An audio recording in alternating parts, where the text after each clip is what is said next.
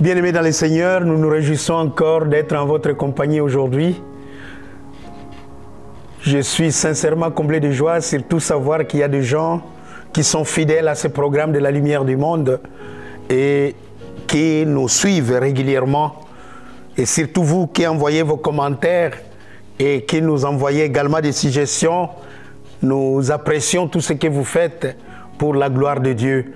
Et c'est pour moi encore une joie, bien-aimée, de venir avec ce message que nous vous avons annoncé depuis dimanche passé. Et pendant toute cette semaine, nous sommes en train de vous envoyer nos méditations quotidiennes. Et hier, je parlais sur les lois spirituelles pour déclencher de nouvelles choses dans notre vie pendant cette année. Donc, j'introduis le message sur les lois spirituelles. Et ces lois spirituelles doivent nous aider à marcher dans les voies de Dieu pour voir de nouvelles choses. Et aussi, nous avons défini c'est quoi une loi spirituelle. Nous avons vu, bien aimé, que c'est un principe qui est établi et par lequel de choses doivent se produire. Tout principe que Dieu nous a donné, c'est pour avoir le résultat. Il y a un résultat lorsque nous appliquons tout ce que Dieu nous donne. Et nous avons vu, bien aimé, que les lois que Dieu nous donne ne changent pas. Peu importe le continent où vous vous trouvez, ces lois ne changent pas. Et il ne vous appartient pas, vous, à aimer ce que Dieu a donné. Vous ne pouvez pas accepter certaines lois et rejeter d'autres. Non.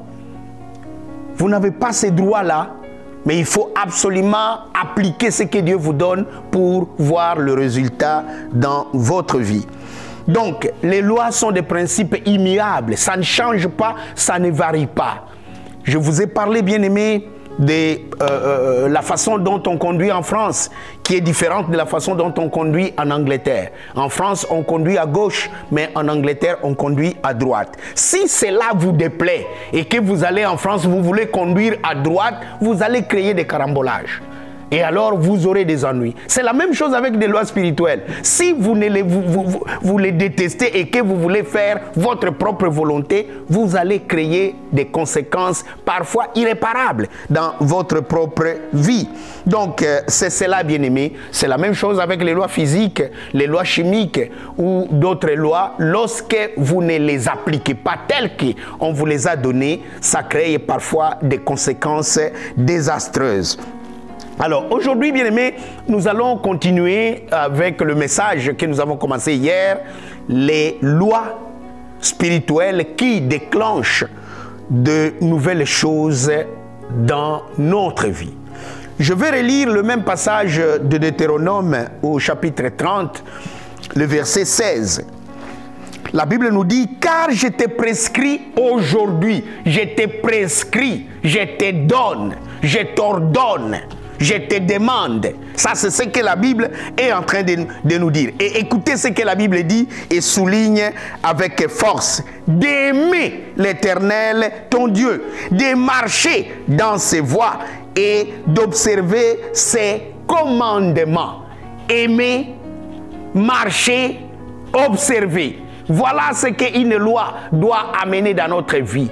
Nous devons aimer, nous devons marcher et nous devons observer ce que Dieu nous donne. Alors, ces lois, ces ordonnances, afin que tu vives, voilà la conséquence.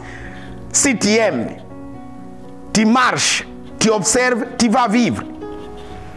Et que tu multiplies et que l'Éternel, ton Dieu, te bénisse dans le pays dont tu vas entrer en possession. Bien-aimés, sur la base de ces passages, je vais vous donner la liste des 12 lois que moi j'ai sélectionnées pour que vous puissiez marcher dans la victoire. La première loi, et nous l'avons vu ici dans ces passages, je te prescris aujourd'hui d'aimer. Bien-aimé, c'est la première loi spirituelle que vous devez respecter, observer et appliquer dans votre vie. C'est la loi de l'amour. Lorsque Mon fils, hier, a parlé des 4 dimensions de l'amour. Là où j'étais, je frissonnais et je ne savais pas jusqu'où il allait aller pour parler de cette loi. Mais c'est la première loi que nous allons voir ensemble, la loi de l'amour. La deuxième que j'ai sélectionnée, bien-aimé, c'est la loi de la foi. La loi de la foi. Je vais expliquer c'est quoi et je vais vous dire absolument ce qu'est la foi. La troisième loi que j'ai sélectionnée, c'est la loi de la croissance spirituelle. C'est une loi spirituelle. Croître. La croissance spirituelle, c'est une loi. Si vous ne l'observez pas, vous ne pouvez pas voir la gloire de Dieu. La quatrième loi, c'est la loi de la sanctification. La loi de la sanctification. Je vais parler de ces choses. Et la cinquième, c'est la loi du pardon. La loi du pardon. La sixième loi que j'ai retenue pour ce message, c'est la loi de la puissance de Dieu. La loi de la puissance de Dieu. Et il y a le septième, c'est la loi de la moisson. C'est aussi la loi de la sémence. La huitième, c'est la loi de la prospérité. La neuvième, la loi des relations. Dixième, la loi de la vision, la vue, la vision. Et la onzième, c'est la loi des sacrifices. Et la douzième, la loi des services. Servir, c'est aussi une loi spirituelle, bien-aimée. Et nous allons bien voir comment ces lois vont nous permettre d'ouvrir des portes qui nous étaient bloquées auparavant. Alors, si vous avez la bonne mémoire, je vous ai annoncé, aujourd'hui, je vais exploiter probablement 3 lois, si Dieu nous fait grâce, avec le temps qui nous est imparti. La première loi, c'est la loi de l'amour. Bien-aimés, vous avez lu avec moi Deutéronome chapitre 30, le verset 16. Et la Bible dit, Dieu a dit ceci, je t'ai prescrit aujourd'hui d'aimer l'Éternel. Mais je souhaite que nous puissions tous nous rapporter dans Matthieu au chapitre 22. Matthieu au chapitre 22. Si nous arrivons dans Matthieu 22, nous lisons à partir du verset 34. Et la Bible nous dit ceci. Les pharisiens, ayant appris qu'il avait réduit au silence les sadducéens, se rassemblèrent. Et l'un d'eux, docteur de la loi, lui posa cette question pour le prouver. Maître, quel est le plus grand commandement de la loi? Jésus lui répondit, tu aimeras le Seigneur ton Dieu de tout ton cœur, de toute ton âme et de toute ta pensée. C'est le premier et le plus grand commandement. Et voici le deuxième qui lui est semblable. Tu aimeras ton prochain comme toi-même. De ces 2 commandements dépendent toute la loi et le prophète. Parole du Seigneur. Bien-aimés, la première loi spirituelle, c'est l'amour. Mais de quel amour s'agit-il? Il y a 3 types d'amour. L'amour agapao, c'est l'amour de Dieu. Cet amour, tu ne le trouves pas dans la rue. C'est l'amour qui vient de Dieu. Si vous lisez dans Romains, vous allez voir que c'est le Saint-Esprit qui vient répandre cet amour dans nos cœurs. C'est le Saint-Esprit qui vient répandre cet amour dans nos cœurs. Il y a le deuxième type d'amour, c'est l'amour philéo, l'amour que tu as envers ton frère. Philadelphie, philéo. Et l'amour érotique, l'amour héros, c'est l'amour que tu as envers ta femme ou ton mari. Les 2 catégories ne nous intéressent pas. La loi qui nous régit demande que nous puissions vivre dans l'amour de Dieu, l'amour agapao. Cet amour bien-aimé remplit le ciel. Je crois que très souvent, le gens, lorsqu'ils regardent le ciel où se trouve le Seigneur, nous ne savons pas ça se trouve où, mais le ciel, là où il est au-delà des cieux, mais là où il est, là où se trouve son trône, ce n'est pas d'abord rempli par la sainteté. C'est rempli d'abord par l'amour. Voilà pourquoi il n'y a pas la mort au ciel. Il n'y a pas la mort. Là où il y a l'amour, il n'y a pas la mort. L'amour donne la vie. C'est pourquoi Jésus-Christ, on nous a fait la démonstration que c'est la parole. Et lorsque la Bible nous dit dans Jean, 1 Jean, chapitre 2, on nous a dit que Dieu est amour. Alors, si Dieu est amour, alors la parole qui était au commencement, c'est l'amour qui était également au commencement. Donc, j'apprécie cela, bien-aimé, et je souhaite nous dire que c'est l'amour qui est venu vers nous. Et cet amour ne nous donne pas la mort. Maintenant, ici, nous voyons, les pharisiens viennent voir le Seigneur pour l'éprouver. Et ils amènent qui? Un docteur de la loi.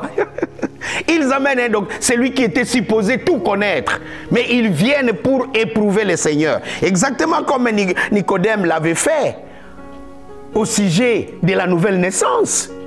Au sujet de la nouvelle naissance, il était venu s'enquérir auprès du Seigneur et le Seigneur lui a dit, mais toi, c'est toi le docteur de la loi. Tu ne connais pas ces choses. C'est toi le docteur de la loi. Tu ne connais pas ces choses. Il faut connaître ces choses. Alors, ils sont venus lui poser la question, Maître, donne-nous le plus grand commandement. Et le Seigneur n'a pas hésité une seule seconde. Il leur a dit, tu aimeras le Seigneur. L'Éternel est ton Dieu. Tout ton cœur, toute est ton âme, toute est ta pensée. Et dans d'autres versions, au lieu de penser, on même dit même toute est ta force. Donc tu dois aimer Dieu même physiquement. Aimer Dieu physiquement. Important, bien aimé, pour que tu comprennes comment tu dois aimer. Aujourd'hui, maintenant, si on venait appliquer cette loi dans ta vie, tester, parce qu'on nous a dit qu'on peut tester. L'amour a des dimensions, l'amour a la longueur, l'amour a la profondeur. On peut tester quelle est la dimension de l'amour que tu as envers Dieu. Quelle est la dimension de ton amour envers Dieu? On peut tester cela. Est-ce que tu aimes Dieu de tout ton cœur? Est-ce que c'est Dieu qui préoccupe toute ton âme, toutes tes pensées? Ne regarde pas d'abord le travail et l'argent ou bien ce que tu dois faire. Quelle est la concentration? Quelle est la priorité que tu accordes à Dieu? C'est ça, la loi de l'amour. Aimer d'abord Dieu. Aimer Dieu. Combien d'entre nous aimons Dieu? Combien? Aujourd'hui, si on circulait dans les églises, parmi les enfants de Dieu, combien vont se taper la poitrine que moi j'aime Dieu? Moi j'aime Dieu. Je peux sacrifier mon travail à cause de Dieu. Je peux sacrifier telle chose à cause de Dieu. Pour la gloire de Dieu, je ne me tairai pas. Combien aujourd'hui exercent cette loi fidèlement? Et à côté d'aimer Dieu, on te dit, tu vas aimer ton prochain comme toi-même. C'est vrai? C'est vrai? Aimer mon prochain comme moi-même. Bien-aimé, voilà l'amour dont il est question. C'est une loi spirituelle. Cette loi n'échoue pas. Il faut lire 1 Corinthiens chapitre 13. Même si tu parles en langue, même si tu ressuscites les morts, même si tu chantes, même si tu prêches, mais si tu n'as pas l'amour, tu n'es absolument rien. Rien. Paul a dit ça avant de développer le don spirituel. Et il a dit, comme on nous l'a résumé hier, que voilà les 3 choses les plus importantes. La foi, l'espérance et l'amour. Mais l'amour est plus important. Plus important. Pourquoi? L'amour n'échoue pas. L'amour n'échoue pas.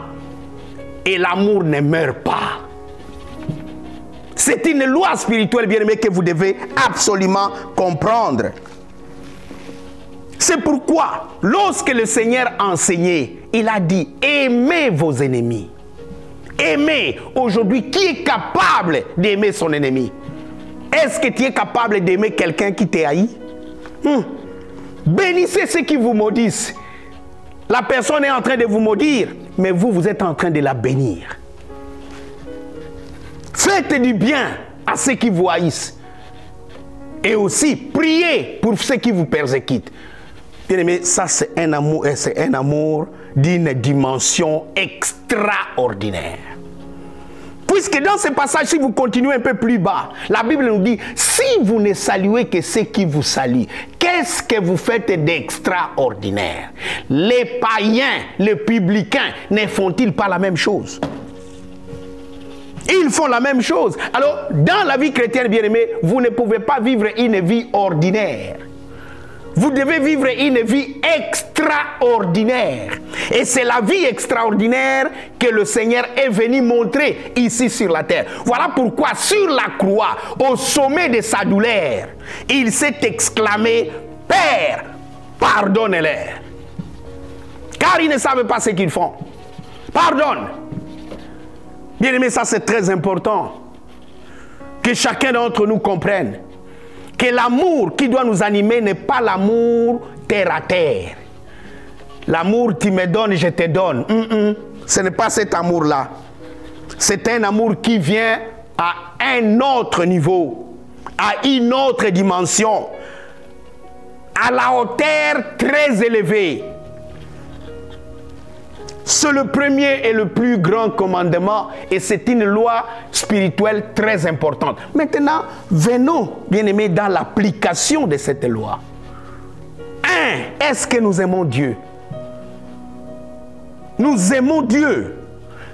Est-ce que nous aimons notre prochain? Je ne souhaite pas m'étendre puisque juste la loi spirituelle de l'amour, nous pouvons animer tout un séminaire d'une semaine autour de cette loi pour voir ses applications. Mais ce que je demande aujourd'hui est que chacun d'entre nous puisse comprendre que si tu sers Dieu, si tu marches avec Dieu et que tu n'observes pas la loi de l'amour, bien aimé, tu peux être en train de perdre ton temps. Il y a des choses que tu vas commander et qui ne répondront pas, puisque tu n'appliques pas la loi de l'amour. Je vais donner l'application de la loi de l'amour dans sa profondeur. Lorsque je vais parler de la loi du pardon, l'amour va toujours avec trois choses. La première, la patience. L'amour est patient. Et là, bien aimé, même moi-même, je suis en train de dire une chose qui est difficile.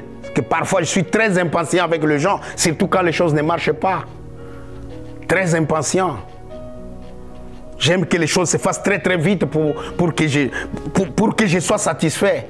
Mais Dieu merci, il est en train de m'apprendre à être patient avec tout le monde. Mes collaborateurs savent. Quand il y a un quoi que je suis le plus impatient de tout le monde.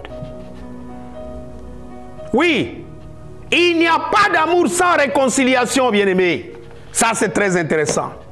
Comment Dieu pouvait nous sauver si nous n'étions pas réconciliés avec lui? Voilà la grande question. Cette loi va de pair avec la loi du pardon. La loi de l'amour va de pair avec la loi du pardon. Il n'y a pas d'amour sans pardon. Et il n'y a pas d'amour sans réconciliation. Pourquoi le principe dans nos communautés, c'est quoi? Oui, moi j'ai déjà pardonné, mais qu'il soit dans son coin, moi je suis dans mon coin. Ça, bien aimé, ce n'est ni biblique ni spirituel. Ni biblique ni spirituel. Là où il y a pardon, il y a réconciliation. Et là où il y a réconciliation, l'amour triomphe. L'amour triomphe. J'aime bien, bien aimé, je ne sais pas si vous aviez suivi ça. Aux États-Unis, un parent qui avait perdu son fils unique. Quelqu'un l'avait tué froidement.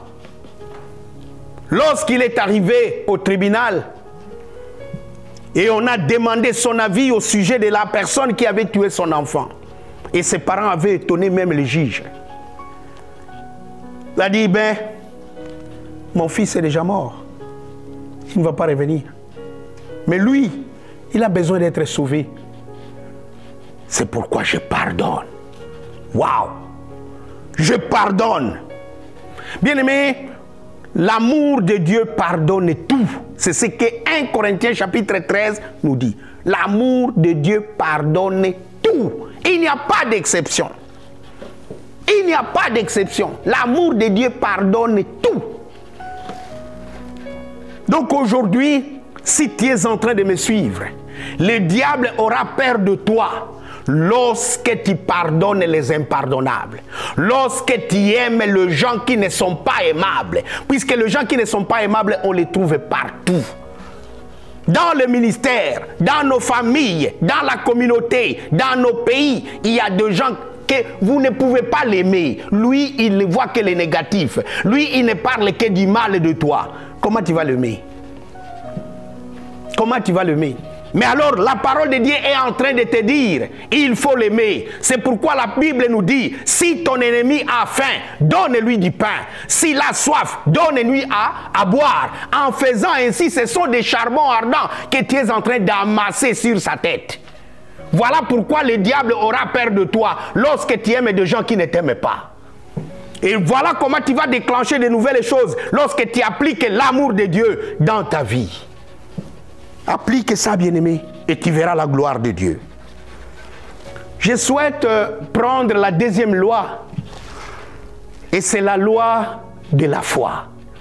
Oui, bien-aimé, il y a beaucoup de gens qui ont parlé de la foi. Je ne sais pas ce que moi je vais dire au sujet de la foi, mais je crois que j'ai aussi quelque chose à vous dire au sujet de la foi. La loi de la foi permet à un chrétien d'avoir un réel contact avec Dieu, d'avoir une vraie communion avec Dieu. La loi de la foi vous permet d'avoir une vraie communion avec Dieu. Je vais le prouver aujourd'hui. Dans Hébreux, chapitre 10, le verset 38, la Bible nous dit quoi? Le juste vivra par la foi. Et lorsque j'ai médité et préparé ce message, je me suis dit, Seigneur, mais qui est juste? Le juste marche par la foi. Mais qui est juste? Alors, la révélation, c'est celle-ci. La justice de Dieu n'est pas un jugement. La justice de Dieu n'est pas un jugement. Il n'y a pas un tribunal auprès de Dieu pour décider que voilà, ceux-là sont justes et ceux-là ne sont pas justes. Ce n'est pas vrai. Donc nous avons une très mauvaise conception de ceux qui sont justes auprès de Dieu. Écoutez-moi aujourd'hui et vous allez comprendre qui sont les justes qui marchent par la foi. La justice divine, bien-aimée, est la nature de Dieu. La justice divine, c'est la nature de Dieu. Cette nature est communiquée à quiconque est né de nouveau. Suivez-moi. Peut-être que vous n'avez jamais compris qui est ce juste qui marche par la foi. La justice de Dieu, c'est la nature de Dieu. Et cette nature est communiquée à quiconque est né de nouveau. Ainsi, est juste celui qui est justifié. Tu es juste si tu es justifié. Et être justifié, c'est quoi? C'est être déclaré saint et irrépréhensible auprès de Dieu. Tu es juste lorsque tu as un esprit régénéré. C'est pourquoi notre justice ne vient pas des hommes. Notre justice vient de Dieu. Pourquoi? Puisque nous sommes dans le même alignement avec lui. Nous pouvons le regarder. Ça veut dire quoi? Dans ma nature de péché, mort au péché, je ne peux pas paraître dans la présence de Dieu. Mais maintenant, étant justifié, maintenant la nature de Dieu pour apparaître devant lui et les glorifier. Voilà le juste, bien-aimé. Maintenant, le juste vit par la foi. Maintenant, celui qui n'est pas juste, il vit comment? Celui qui n'est pas juste, il vit comment? Celui qui n'est pas juste, s'il ne voit pas, il ne croit pas. Celui qui n'est pas juste, s'il n'entend pas, il ne croit pas. Celui qui n'est pas juste, s'il ne touche pas, il ne croit pas. Il y a beaucoup de Thomas. Voilà. Donc, celui qui n'est pas juste auprès de Dieu, c'est lui qui vit par ses 5 sens. Il faut qu'il voie, il faut qu'il entende, il faut qu'il touche pour qu'il puisse croire. Mais nous n'attendons pas, nous n'avons pas besoin de voir, nous avons juste besoin de croire. Mais écoutez-moi, bien-aimés, je vais peut-être vous décourager. Croire seul ne suffit pas. Tout le monde croit. Croire seul ne suffit pas. Tout le monde croit. Mais ce sont ceux qui croient et qui agissent. Alléluia. Ceux qui croient et qui agissent. On nous a lu hier, et moi je vais le souligner encore aujourd'hui. La foi que nous avons, c'est cette foi qui agit par l'amour. La foi agissante par l'amour. Donc, vous ne pouvez pas dire que vous... Il y a beaucoup de croyants. Tous les croyants n'ont pas la foi. Puisque la définition correcte de la foi, c'est quoi? C'est croire et agir. Et cela rejoint maintenant Hébreux chapitre 11, verset 1. Démonstration. Il ne peut pas y avoir de démonstration s'il n'y a pas d'action.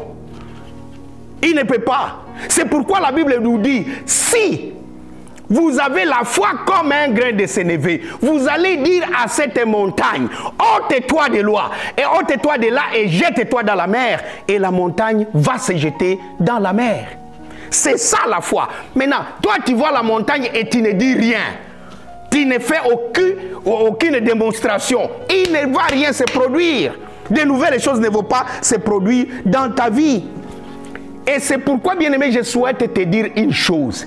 La loi de la foi fonctionne par quelque chose. La loi de la foi a son moteur. Quel est le moteur de la loi de la foi? C'est la parole de Dieu. La foi vient de ce qu'on attend. La foi réagit à la parole. La foi ne réagit pas aux émotions. La foi réagit à la parole. C'est le moteur de notre foi. C'est pourquoi la Bible nous dit, la foi vient de ce qu'on entend et ce qu'on entend vient de la parole de Dieu. Ainsi, vivre par la foi est totalement différent de vivre par la vue. Totalement différent. C'est pourquoi la Bible dans Hébreux au chapitre 11 et le verset 10 nous dit, sans la foi, nous ne pouvons pas lui être agréables. Pourquoi? Si l'homme qui l'injuste, il vit par les 5 sens. Maintenant, l'homme spirituel vit par quel sens? Auprès de Dieu, nous n'avons qu'un seul sens, c'est la foi. Dieu ne voit que la foi en vous. Voilà pourquoi j'ai un très bon passage que vous allez voir ici, bien-aimés.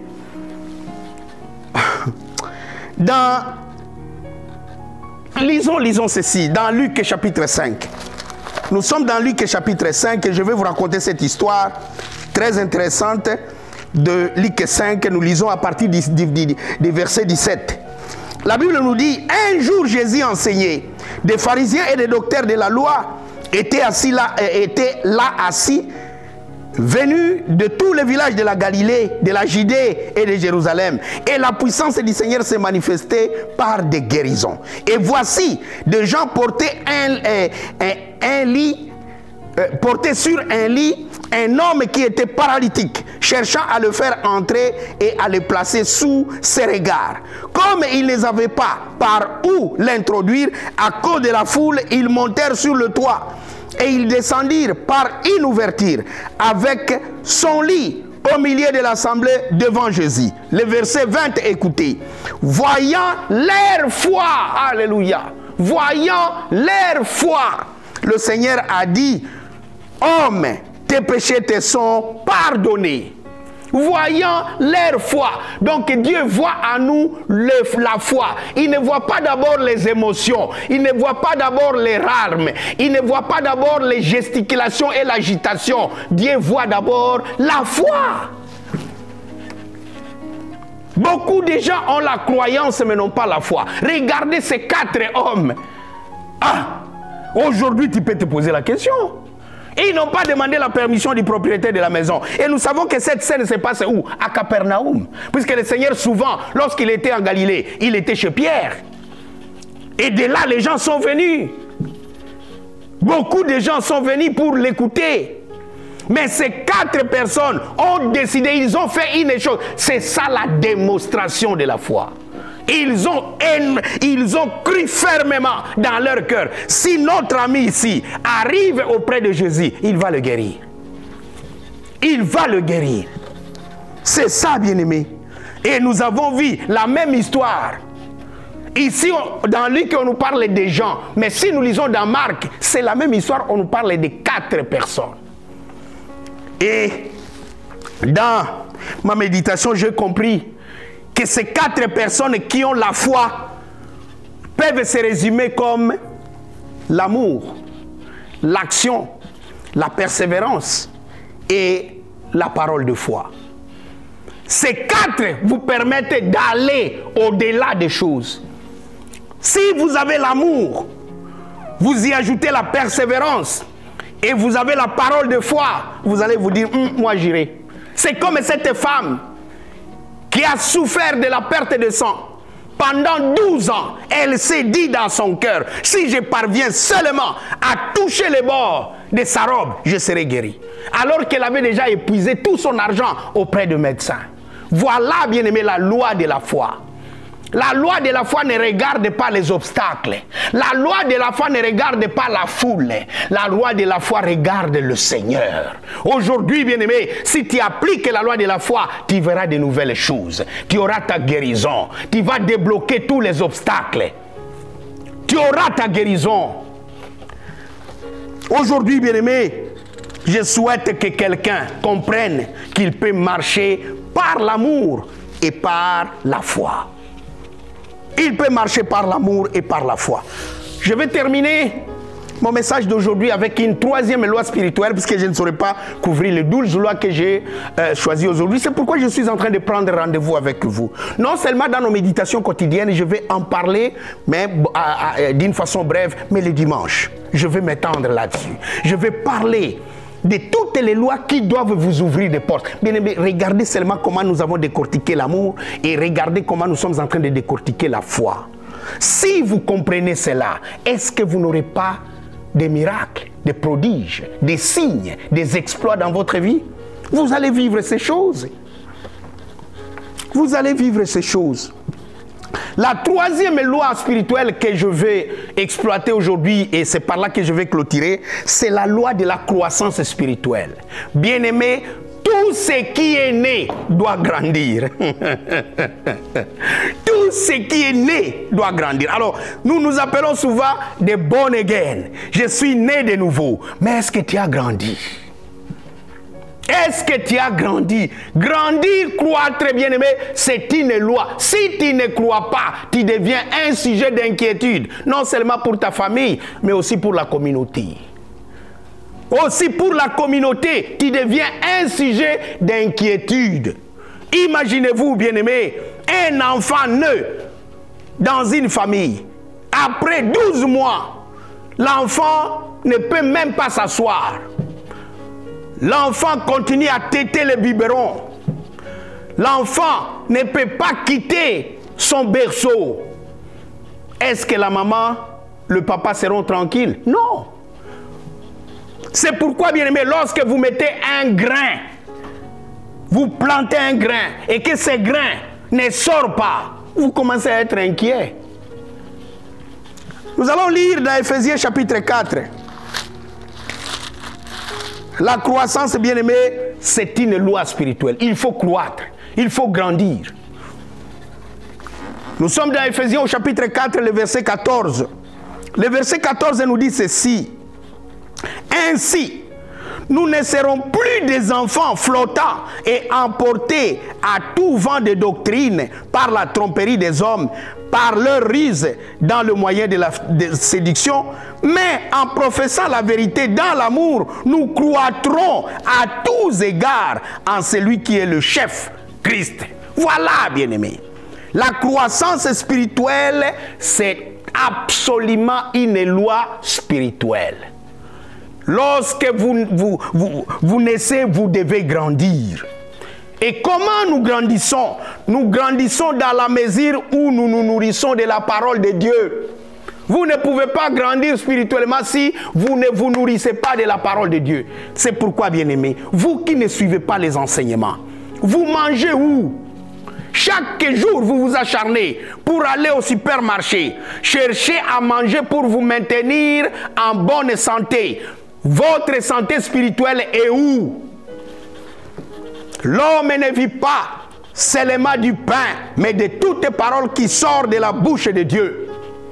C'est pourquoi il y a 4-5 verbes que vous devez chaque jour conjuguer dans votre vie pour grandir, pour croître spirituellement. 1. Vous devez entendre la parole. Il y a beaucoup de gens qui ont fermé leurs oreilles à la parole. Vous devez entendre la parole de Dieu. 2. Vous devez lire la parole de Dieu. Lire chaque jour. Chaque jour. Et non seulement lire comme un roman ou comme une histoire, mais vous devez étudier. Celui qui étudie médite la parole de Dieu et il doit même mémoriser certains passages. C'est pourquoi lorsque tu fais face à une attaque satanique, tu ne vas pas chercher la Bible. Amenez-moi d'abord la Bible. La parole commence à sortir de vous puisque vous l'avez lu, vous l'avez maîtrisé, vous l'avez mémorisé. Voilà quelqu'un qui est grand et qui marche dans la victoire. Donc concrètement, bien-aimés, chaque jour, il faut prendre un temps dans une journée pour nous nourrir de la parole de Dieu. La croissance spirituelle, bien-aimés, c'est une loi. Une loi que nous devons appliquer dans notre vie. Deuxièmement, nous grandissons dans la mesure où nous développons de bonnes habitudes spirituelles. Vous devez développer certains réflexes spirituels. Et le premier réflexe, bien-aimé, c'est la prière. La prière vous fait grandir. Un chrétien qui prie, c'est un chrétien qui a la maturité spirituelle. Oui. C'est pourquoi la Bible nous dit dans Jean chapitre 13, maintenant que vous connaissez ces choses, heureux êtes-vous, puisque vous les mettez en pratique. Oui, si vous ne mettez pas ces choses en pratique, ça vous sert à quoi? Ça ne vous sert à rien. Donc, vous devez développer certains réflexes spirituels. Se retrouver dans la grande assemblée. Prier. La prière d'ensemble. La prière dans des petits groupes de maison. La prière individuelle. Vous fait développer des réflexes. Chaque jour. C'est ça l'exemple que nous avons dans Actes. D'un même cœur. Ils étaient assidus au temple. Avec simplicité de cœur, il louait Dieu. Vous devez développer ce genre de réflexes, bien-aimés. Nous grandissons dans la mesure où nous aidons les autres à grandir. En vous enseignant, moi-même, je suis en train de grandir. Si vous aidez les autres à grandir, vous aussi, vous êtes en train de grandir. C'est pourquoi nous devons être attentifs les uns pour les autres. Si vous voyez deux frères qui ne peuvent pas se prendre en charge, aidez-les à grandir. En le faisant, vous aussi, vous allez grandir. Nous sommes invités, bien-aimés, à nous mettre ensemble, à nous entraider, à marcher d'un même pas. Ça, c'est très important, bien-aimés, que nous puissions nous aider à grandir. Donc, la croissance spirituelle est la clé de beaucoup de choses. Si vous êtes un enfant, vous ne pouvez pas prendre l'héritage. Il faut absolument arriver à la maturité. Et la maturité, bien-aimé, ne s'acquiert pas en dormant ou en restant, en critiquant les gens. Non, non, non. La maturité s'acquiert lorsqu'on marche dans l'amour de Dieu par la foi et dans l'obéissance à la parole de Dieu. Je souhaite, bien-aimé, que nous puissions lire ces passages où nous sommes invités à nous confier à quelqu'un qui a une connaissance spirituelle plus que nous. Parce que ce que nous demandons dans notre prière, c'est que vous puissiez avancer vers la maturité chrétienne, vers le perfectionnement. C'est Paul qui écrit aux Corinthiens. C'est ce que nous demandons dans nos prières, que vous puissiez avancer vers la maturité chrétienne.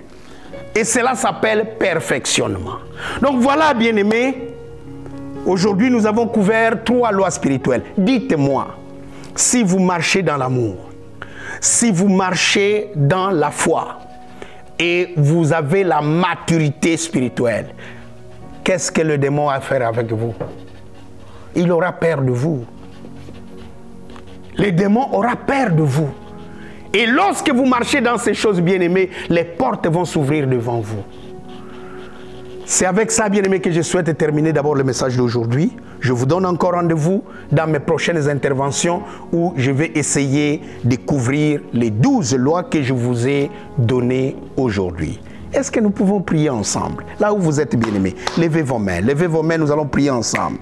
Excellent Père de grâce, je viens avec cette congrégation réunie en prière devant toi. Nous levons nos mains, Seigneur notre Dieu, pour nous abandonner entre tes mains. Car nous savons, Seigneur, que si toi tu nous tiens dans ta main, tu vas nous aider, Majesté, là où nous sommes faibles.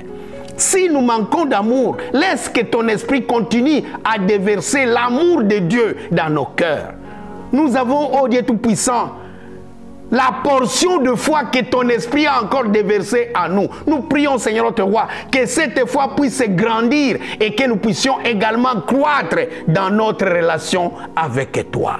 Papa de miséricorde, Papa de bonté, bénis toutes les personnes qui sont connectées avec nous aujourd'hui. Laisse, Majesté, que cette parole ne revienne jamais à toi sans accomplir ta volonté dans la vie de toutes les personnes qui nous suivent.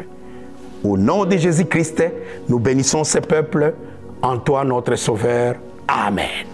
Que Dieu vous bénisse, bien-aimés. Jésus-Christ est Seigneur. À lui seul soit la gloire. Amen.